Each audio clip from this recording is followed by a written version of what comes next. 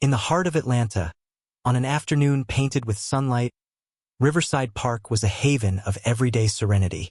Laughter of children danced from the playground, mingling with the soft rustle of leaves in the ancient oaks. Joggers, lost in their rhythms, flowed along the paths, earbuds humming their personal soundtracks. It was a tableau of peace, a pocket of calm in the bustling city, until a shadow crept in. The problem began not with a bang, but with a gaze, a silent accusation leveled across the green expanse at a young boy simply lost in the pages of a book. This seemingly ordinary afternoon was about to unravel, exposing the raw nerves of prejudice and the fragile threads of community, culminating in a moment that would leave the park breathless and ignite a conversation Atlanta wouldn't soon forget. On a bench weathered by time and stories, nestled near the park's bubbling fountain, sat Darius Bennett. At 14, he carried himself with a quiet dignity that belied his years. Lean and agile from countless hours on the basketball court, he was a picture of focused absorption, a world away from the park's lively energy. He wore the uniform of countless American teenagers, a plain white tee, jeans softened with wear, and sneakers scuffed but clean. His dark eyes, usually alight with youthful curiosity, were currently fixed on the printed words, yet a subtle tension flickered around his gaze, occasionally darting to his phone to check the time. His mother, Monica Bennett, a woman whose name carried weight and respect in Atlanta as the city's mayor, was due to pick him up. A late meeting at City Hall had delayed her, but Darius didn't mind the wait. He found solace in the park's embrace, the open sky, the tapestry of sounds weaving around him, the gentle warmth of the sun on his skin. Here, amidst the ordinary rhythm of life, he found a rare sense of ease, a space to think, to breathe, away from the pressures of school and the expectations that came with his mother's public life. But today, an unfamiliar disquiet stirred within him, a subtle shift in the park's usual harmony. A prickle of unease danced across his skin, and he shifted on the bench, his eyes lifting from the page. Across the park, perched on another bench as if observing from a distance, sat a woman. She wasn't watching the children's joyful chaos, nor was she admiring the verdant scenery. Her focus, sharp and unwavering, was fixed solely on him. Margaret Sterling, a woman in her mid-40s with a demeanor as crisp as her tailored clothes, sat rigidly, her handbag clutched tightly in her lap. Her pressed khaki pants and button-down shirt spoke of order and control, mirroring the severe knot of her neatly styled bun. Her blue eyes, the color of glacial ice, were locked on Darius, narrowing imperceptibly each time he shifted or glanced up from his book. Initially, Darius tried to dismiss it. Perhaps she was simply waiting for someone, her mind preoccupied. Maybe he was just being overly sensitive, reading too much into a stranger's gaze. But as minutes bled into each other, her unwavering stare became a tangible weight, pressing down on his peace. He noticed her whisper into her phone, her eyes flicking towards him between hushed sentences. A cold knot tightened in Darius's stomach. He knew this look. He had encountered it countless times before: the subtle clutch of a purse as he passed, the hurried crossing of the street, the lingering stares that seemed to question his very presence, as if expecting him to somehow violate the unspoken rules of belonging. He had learned to deflect these silent judgments, to let them slide off his back like water off a raincoat. But today, isolated in the open expanse of the park, it felt different, more pointed, more menacing. Margaret finally rose, her movements precise and purposeful, and began walking towards him, her heels clicking sharply on the paved path, each step amplifying the growing tension. Darius instinctively straightened, bracing himself. He closed his book, marking his place with a finger, and met her gaze directly. "Excuse me," Margaret's voice was sharp, slicing through the park's gentle hum like a shard of glass. "What are you doing here?" Darius blinked, surprised by the abruptness of her approach. "I'm just waiting for my mom," he replied, his tone deliberately polite, trying to diffuse the unwarranted hostility he sensed emanating from her. His heart had begun to tap a faster rhythm against his ribs, but he kept his voice even, steady. Margaret stopped a few feet away, crossing her arms, her gaze sweeping over him as if searching for evidence of some hidden transgression. "Waiting for your mom?" she repeated, a skeptical edge to her voice. "I've seen you sitting here for a while now. People like you don't just hang out in parks for no reason." Darius felt a familiar, bitter taste rise in his mouth. He knew exactly what she meant by "people like you." The unspoken accusation hung heavy in the sun-drenched air. "I promise, ma'am, I'm not doing anything wrong," he insisted, his voice remaining calm despite the churning in his stomach. "My mom is on her way to pick me up. She's running a little late from work."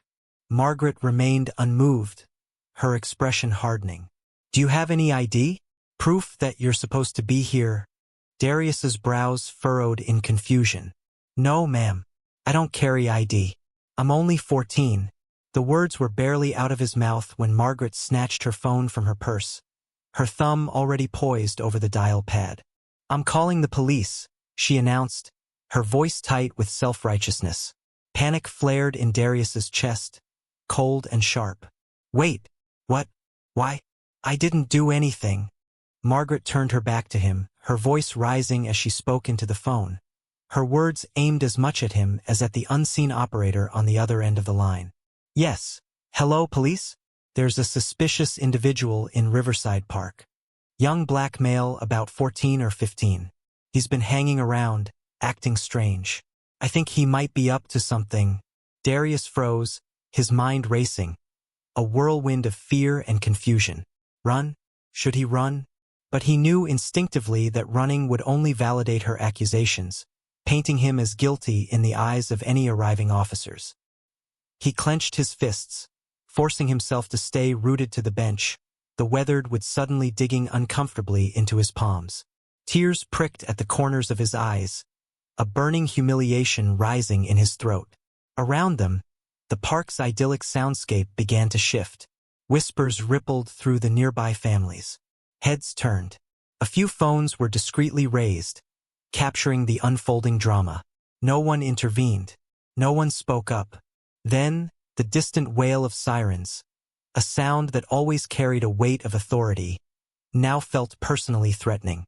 Closer and closer, the sirens screamed through the air, until two police cruisers screeched to a halt near the park entrance, red and blue lights flashing, painting the serene afternoon in stark, alarming colors. Darius's breath hitched in his throat. Two officers emerged from the cruisers. The first, Officer Reed, was young, tall, and broad-shouldered, his uniform impeccably crisp, his movements radiating a practiced confidence. His eyes, the moment he stepped out of the vehicle, locked onto Darius, assessing him with a practiced, detached gaze. "Hands where I can see them," Officer Reed commanded, his voice firm and devoid of warmth. Darius, his heart pounding against his ribs, slowly raised his hands, palms open, outward, a gesture of surrender, of innocence. "I didn't do anything, sir," he stammered, his voice trembling slightly. "We'll figure that out," Officer Reed retorted, his tone dismissive. "Just stay where you are and don't move." The second officer, Sergeant Daniels, older, his face etched with the lines of experience, approached more cautiously, his eyes sweeping over the scene, taking in Margaret standing stiffly with her phone, the gathering onlookers, and finally settling on Darius, his hands still raised in the air. Margaret stepped forward, her voice regaining its earlier sharpness as she pointed an accusing finger at Darius. "That's him, officer. He's been sitting here watching people for almost an hour. I think he's casing the place." Officer Reed turned his attention back to Darius, his voice hardening. "Son, we're going to need you to answer a few questions." Darius's voice shook as he tried to explain, the words tumbling out in a rush. "I'm waiting for my mom. She's picking me up soon. I haven't done anything wrong." Darius stood frozen, his hands still hovering in the air, as Officer Reed stepped closer, his hand hovering near the holster on his belt. The sharp, clipped commands, the pulsing, disorienting lights, the hushed, judging whispers of the growing crowd, it all amplified the terror building inside him. He felt exposed, vulnerable, like a specimen under a harsh spotlight. Margaret remained a few feet away, arms crossed, Her lips pressed into a thin, self-satisfied line. Her phone, the instrument of his public accusation, was still clutched tightly in her hand. She had initiated this, she had called for the authority of the police to descend upon him. And now she stood back, observing the spectacle she had created, a flicker of nervous satisfaction in her eyes. She believed she had done the right thing, protected her community from a perceived threat. "Step away from the bench, son," Officer Reed instructed, his voice firm but not yet overtly hostile. Darius swallowed hard, his throat tight with fear and humiliation. He complied, taking slow, deliberate steps away from the weathered bench, his hands still held out in front of him, a silent plea of innocence. I told you," Darius began, his voice trembling despite his best efforts to control it. "I'm just waiting for my mom. She should be here any minute." "We'll sort that out in a moment," Reed interrupted, pulling out a small notepad, his attention already shifting to procedure, to paperwork, to the mechanics of law enforcement. "First, we need some identification. You got any ID on you?" "No, sir," Darius repeated, the words barely audible above the blood pounding in his ears. "I'm only 14. I don't carry ID." Reed exchanged a brief, almost imperceptible glance with Sergeant Daniels, who had remained slightly apart, observing with a more measured, contemplative gaze. Daniels, older and clearly more seasoned, narrowed his eyes, his expression unreadable, but he remained silent for the moment, allowing Reed to take the lead. Margaret, emboldened by the officer's arrival, took a step closer, her heels clicking sharply against the pavement, breaking the tense silence. "He was watching people," she interjected, her voice laced with indignation. "I saw him sitting here for over an hour. He wouldn't move even when I asked him to. He's just loitering, maybe even scouting the area." Her words hung heavy in the air, fueled by assumption and prejudice. Darius felt his chest tighten, a wave of disbelief washing over him. He looked at Margaret, his eyes searching hers for a flicker of understanding, of empathy, but found only cold, unwavering conviction. "I wasn't doing anything wrong," he said, his voice directed more at her than at the officers, a desperate plea for recognition. "I was just sitting there reading my book." "Reading your book?" Margaret scoffed, her lip curling in disdain. "Don't try to act innocent." Officer Reed's posture stiffened, the hint of neutrality he had initially displayed now hardening into something more accusatory. "Ma'am, we'll handle this," he said, though his voice lacked the authority to fully rein in the situation, to control the narrative that Margaret had so forcefully established. He turned back to Darius, his notepad poised. "You said your mom is coming to pick you up?" "Yes, sir," Darius affirmed, relief flickering briefly within him. "She should be here soon." Reed opened his mouth to respond, to continue down the path of questioning and procedure. But before he could speak, Sergeant Daniels stepped forward, placing a firm, yet surprisingly gentle, hand on Reed's shoulder. "Let's not jump to conclusions, Reed," Daniels said evenly, his voice calm and measured, a counterpoint to the rising tension. He turned his sharp, intelligent gaze to Margaret, his expression polite but subtly challenging. "Ma'am," he addressed her, his tone respectful yet probing, "did you actually see this young man doing anything suspicious? Or are you just assuming, based on how long he's been here?" Margaret faltered, her carefully constructed narrative suddenly undermined by Daniel's direct question. Her mouth opened and closed, as if searching for the right words, the words that would justify her actions, that would solidify her accusations.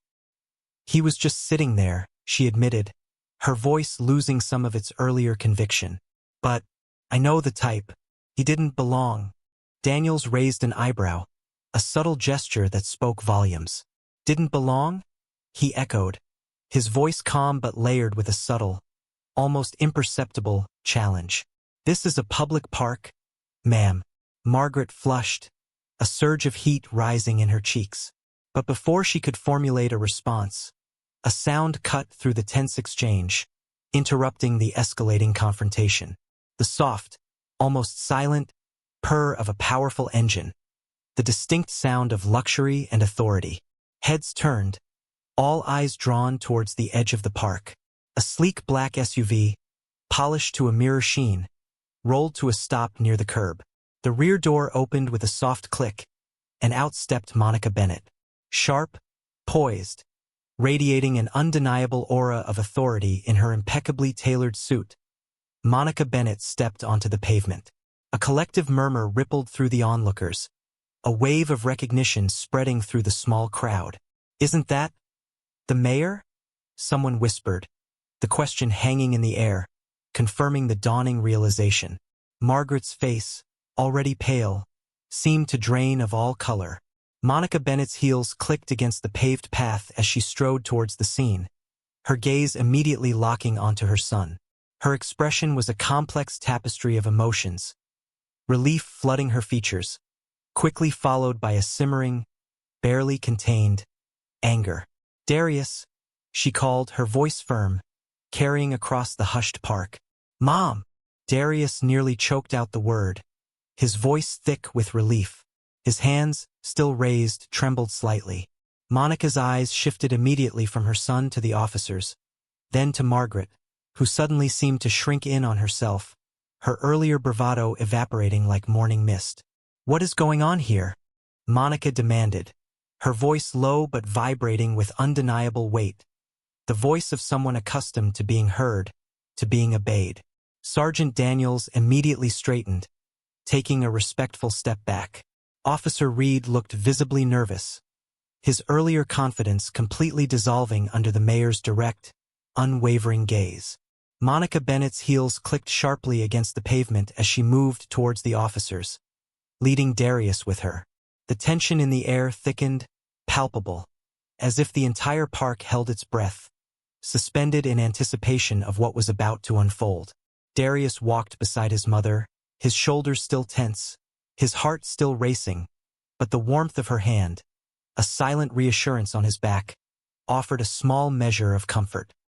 He had never been so relieved to see her, yet the sting of humiliation lingered, tightening his chest with every step. Sergeant Daniels, sensing the gravity of the moment, gestured towards a quieter spot near the park's edge, away from the increasingly curious and murmuring crowd. The small group, the officers, Monica, Darius, and a reluctant, pale-faced Margaret, gathered there, leaving the bystanders to speculate, to whisper, to piece together the fragments of the unfolding drama. Margaret followed hesitantly, her arms still crossed defensively, her phone clutched like a shield against the coming storm. Monica didn't wait for anyone to speak. Her voice, when she finally broke the heavy silence, cut through the air like a honed blade. "I want answers," she demanded, fixing her sharp gaze on Sergeant Daniels. "I want to know exactly what happened here, and why my son, my child, was treated like a criminal." Daniels cleared his throat, the sound amplified in the sudden stillness. Despite his years of experience, the raw authority in Monica's voice, the palpable maternal protectiveness radiating from her, unsettled him. "Mayor Bennett," he began carefully, glancing briefly at Margaret, "we received a call about a suspicious individual. We responded as we are trained to do, following procedure." "Procedure?" Monica's eyebrows shot up, incredulity lacing her voice. "Does your procedure involve intimidating and questioning a 14-year-old child without a shred of evidence of wrongdoing? Does it involve treating him as a suspect before gathering even the most basic facts?" Reed shifted uncomfortably beside Daniels, remaining pointedly silent, his gaze fixed on the ground. "Ma'am," Daniels replied, his voice becoming more measured, more conciliatory, "I can assure you there was no intent to mistreat anyone. Given the call we received, we had to act quickly to assess the situation." "Assess the situation?" Monica's tone sharpened, each word a precisely aimed dart. "You had a frightened child and a woman making unfounded accusations. What exactly were you assessing, officer? His skin color? His posture on a bench?" Margaret flinched visibly at Monica's words, her earlier self-assurance completely shattered, replaced by a wave of shame. I didn't mean," she stammered, the words caught in her throat. "Didn't mean what, Miss Sterling?" Monica rounded on her, her voice now laced with a controlled fury. Didn't mean to assume my son was dangerous because of how he looks? Didn't mean to call the police instead of simply asking him another question? Or perhaps you didn't mean for this to escalate to the point where my child thought his life might be in danger. Margaret's mouth opened and closed, soundlessly, as she desperately searched for a defense, for an explanation that could somehow mitigate the gravity of her actions. But none came. Instead, her shoulders slumped, the fight draining out of her, and she looked down at the ground, defeated. Darius finally spoke, his voice quieter than his mother's, but surprisingly steady, carrying a quiet dignity that resonated in the tense air. I wasn't doing anything wrong, he said, addressing Margaret directly, his gaze unwavering. I was just sitting there, reading, and waiting for my mom. That's all. Margaret finally looked up, her eyes wide with a dawning guilt, a painful recognition of the enormity of her misjudgment.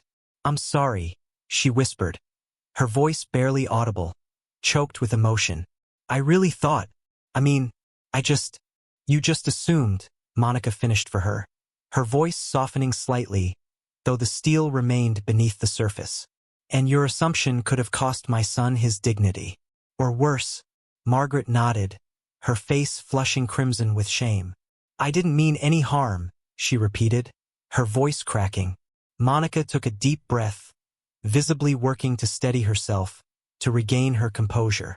She turned back to Sergeant Daniels, her gaze unwavering. And what about your officers? She asked, her voice regaining its authoritative edge. Why didn't they investigate properly before escalating this situation? Did they ask him for any explanation? Or did they jump to conclusions too? Daniels shifted his stance, his expression serious, contrite. I'll be honest with you, Mayor Bennett, he said, his voice firm, acknowledging the gravity of the situation. This could have been handled better. I take full responsibility for how it unfolded, and I will be filing a report to review our response and determine what training gaps need to be addressed. Monica's eyes narrowed, her expression demanding more than just words. A report is the bare minimum, she stated, her voice leaving no room for argument. I want to see real changes. I want every officer in this precinct to undergo anti-bias training, and I expect follow-ups, not just paperwork that sits in a drawer. Daniels nodded, his gaze meeting hers directly, conveying a sincerity that seemed genuine. I'll make sure it happens, he said firmly. Margaret shifted uneasily, her voice breaking the momentary silence that had descended upon the small group. I'll go, she said quietly, her voice barely above a whisper. I've caused enough trouble already. Monica's gaze softened, just slightly, as she looked at the woman, a flicker of something akin to pity crossing her features. No, Miss Sterling, you won't, she said, her voice firm but devoid of anger. Running away doesn't fix this. I suggest you take a long, hard look at yourself and figure out how to do better. And when we roll out that training program, I expect to see you there too. Margaret swallowed hard, her gaze meeting Monica's, and nodded, a silent acceptance of responsibility. The crowd, still lingering at a respectful distance, began to slowly disperse, the tension in the air gradually easing, but the weight of what they had witnessed, the raw exposure of prejudice and its consequences, lingered in the atmosphere. Darius exhaled slowly, finally allowing himself to unclench his fists, to release the pent-up fear and humiliation that had been constricting his chest. Monica placed a reassuring hand on his shoulder, her touch grounding him, pulling him back to the present. Let's go home, she said gently. But as they turned to leave, Darius paused, a thought striking him, a flicker of hope sparking within the ashes of the afternoon's ordeal. Wait, he said, looking back at Margaret, who stood alone, a figure of quiet contrition. I hope you really do mean it, he said, his voice clear and steady, carrying a weight of sincerity beyond his years. That you're sorry? Margaret met his gaze, her eyes filled with a genuine remorse. I do, she said quietly, her voice barely audible but resonant with truth.